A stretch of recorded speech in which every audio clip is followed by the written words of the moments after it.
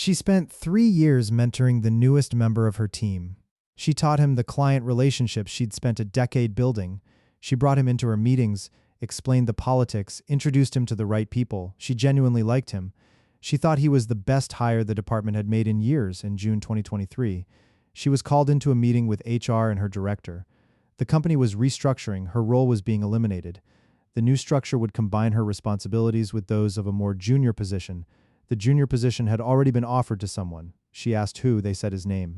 Claire had been at the company for 11 years. She'd started as an analyst and worked her way up to director of client strategy, a role she'd created herself essentially by taking on responsibility that hadn't previously existed. She managed a team of 9, oversaw the company's top 8 client accounts, and was the only person in the department who had relationships going back more than 5 years with the major clients. She was good at her job in a way that made it look effortless, which she would later realize was part of the problem. When James joined as a senior account manager 2 levels below her, she immediately saw his potential. He was sharp, eager, good in a room. She started bringing him into client calls to give him exposure. She coached him on how to manage upward. She introduced him to the CEO at the company holiday party and told the CEO he was someone to watch. What she didn't know, what she only put together afterward, was that James had started going directly to her director with observations about efficiency gaps in the department, her department. The first sign something was wrong came 8 months before the restructuring.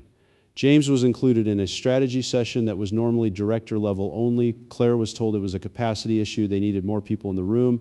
A month later, a client she'd managed for 7 years started CCing James on emails that had previously gone only to her. She raised it with her director, who said it was just about coverage. She believed him.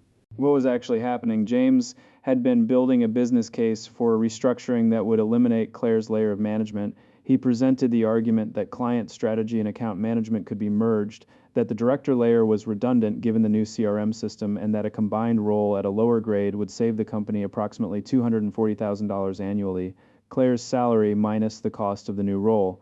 He had data. He had the client contact data that Claire had shared with him over 3 years. He had the relationships she had introduced him to. The meeting with HR lasted 22 minutes. She was given 4 weeks' notice and a severance package of 3 months' salary. She was told the restructuring was a business decision, not a performance decision. Her record was excellent. They would provide a strong reference. When she asked if James had been involved in the restructuring proposal, the HR manager said she wasn't able to share information about internal processes. Claire took that as the answer it was. She found out the full scope of what had happened from a colleague who felt guilty about staying silent. James had been having private meetings with the director for 8 months.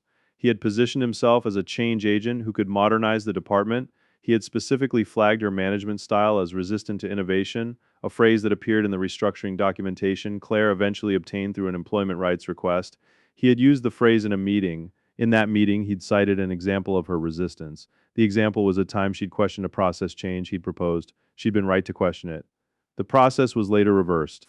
James now holds the title Senior Director of Client Experience.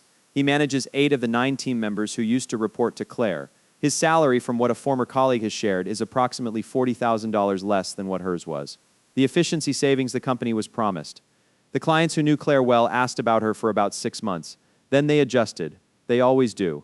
Claire is now Director of Strategy at a competitor. It took her 10 months to find the role. She still occasionally receives LinkedIn messages from James asking to reconnect. She has never replied. Some things don't require a response.